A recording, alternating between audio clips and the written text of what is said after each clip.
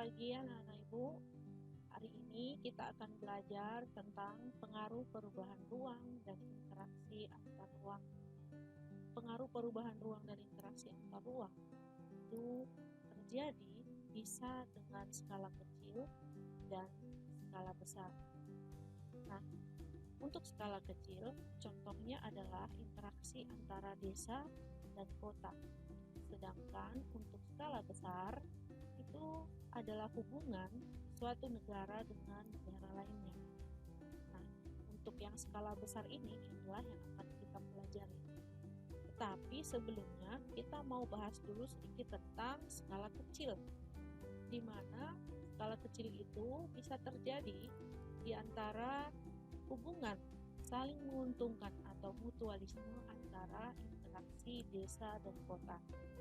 Nah, di sini bisa kita lihat hubungan saling menguntungkan adanya alur peredaran barang dari desa ke kota itu berupa energi dan makanan segar, bahan mentah.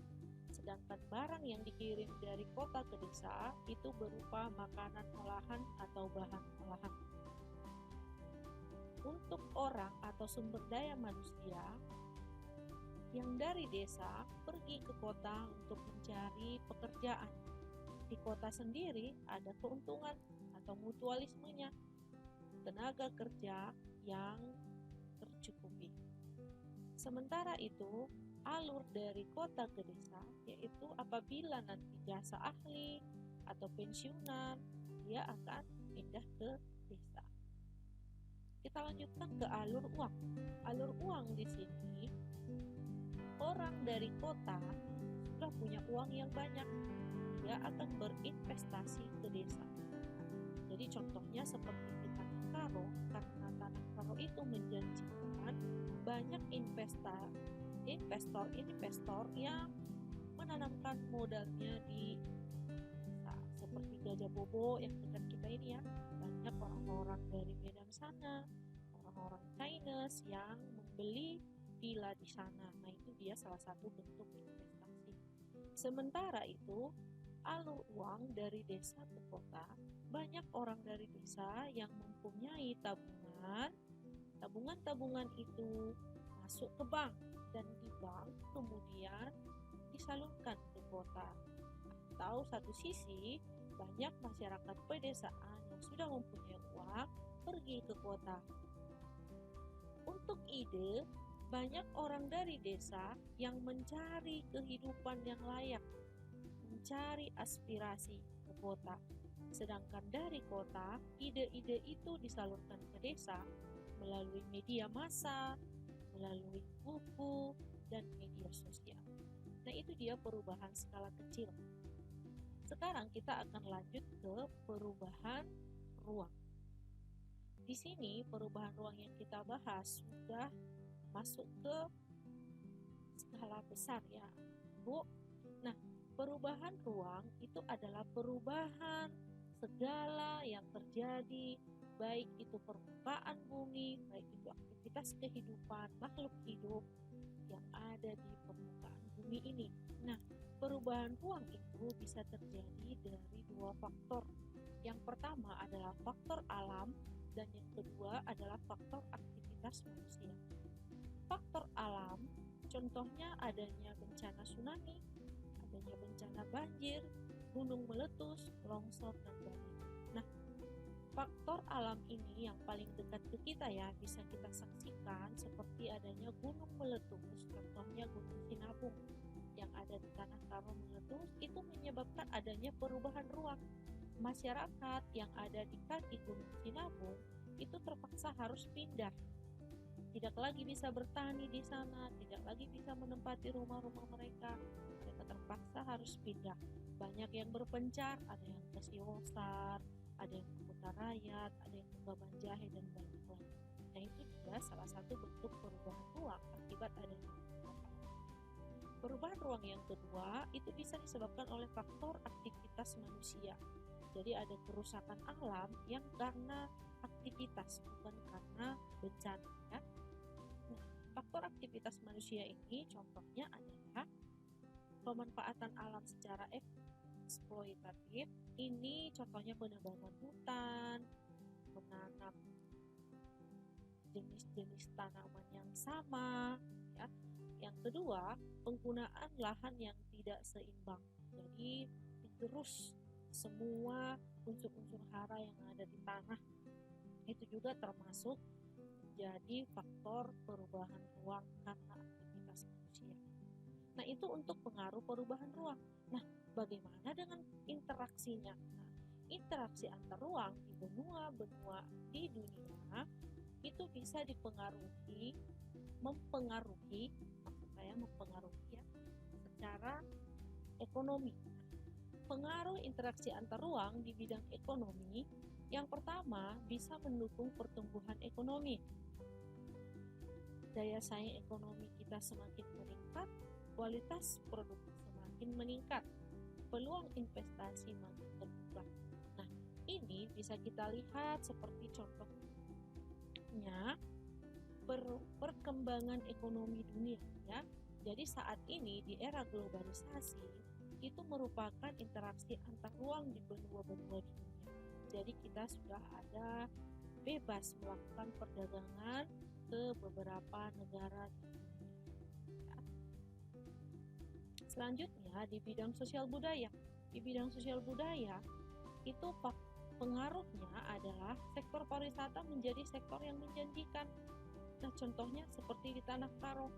Di Tanah Karo, terutama di Sumatera Utara ya, secara umumnya adanya kaldera Danau Toba. Nah, program kaldera Danau Toba ini itu menjanjikan pariwisata bahkan ke seluruh dunia, ya. Nah, apa sih pengaruhnya? Itu sangat berpengaruh terhadap ekonomi juga, terhadap budaya juga, ya. Namun, pengaruh interaksi antar ruang benua-benua di dunia ini bisa membawa dampak negatif. Dampak negatifnya diantaranya pengaruh budaya barat dapat merusak budaya asli. Jadi budaya barat itu seperti cara berpakaian, seperti gaya hidup. Nah, itu kan banyak yang tidak baik. Nah, itu semuanya bisa merusak budaya asli kita apabila kita tidak menjaga kearifan lokal budaya kita.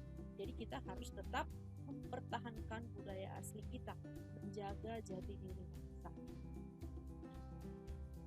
Faktor yang selanjutnya yaitu menurunkan kesenjangan sosial. Nah, dengan adanya interaksi antar ruang di benua-benua di dunia itu menyebabkan pemerataan sosial, ya, karena sudah ada organisasi-organisasi di dunia yang mengatur secara ekonomi, politik, sosial budaya, itu ada organisasi-organisasi. Selanjutnya, budaya kita ini yang tadi kita dukung, yang tadi kita jaga kearifannya, itu menjadi suatu kebanggaan bagi kita. Selanjutnya, faktor interaksi antar ruang ada secara faktor di bidang politik, ya. Nah, di bidang politik, pengaruh interaksi antar ruang ini mempengaruhi potensi saling mempengaruhi antar negara. Jadi kita sesama negara, baik itu hubungan bilateral, hubungan multilateral, dan regional itu semakin kuat. Tingkat kepercayaan antar negara pun akan semakin membaik karena adanya interaksi. Nah, secara logika ya, kalau kita dekat, kalau kita sering berinteraksi dengan seseorang, maka kita akan semakin mempercayai orang tersebut. Nah, seperti itulah pengaruh interaksi antar ruang antar negara juga, ya. Yang ketiga, menghilangkan kesenjangan antara negara maju dan negara berkembang. Nah, secara politik, kesenjangan itu akan semakin hilang, walaupun tetap masih sangat terlihat, ya, tapi itu perlahan-lahan dengan adanya interaksi antar ruang di benua-benua, itu menyebabkan semakin mengurangi ya kesenjangan antar negara maju dan negara berkembang, terutama di saat teknologi era digitalisasi saat ini.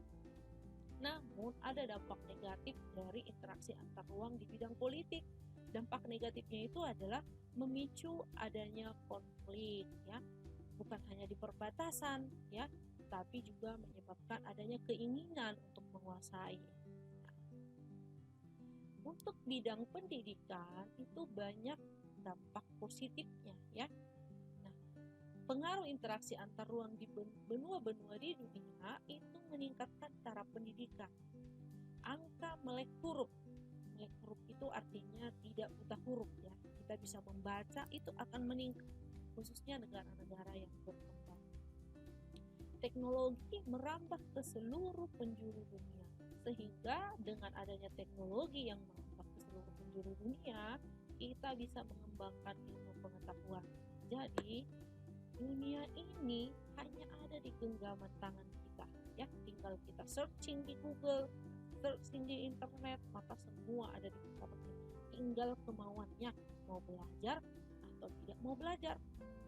Dan Ibu, di era digitalisasi sekarang, gunakanlah media sosial, gunakanlah gadget kalian itu kepada hal-hal yang positif.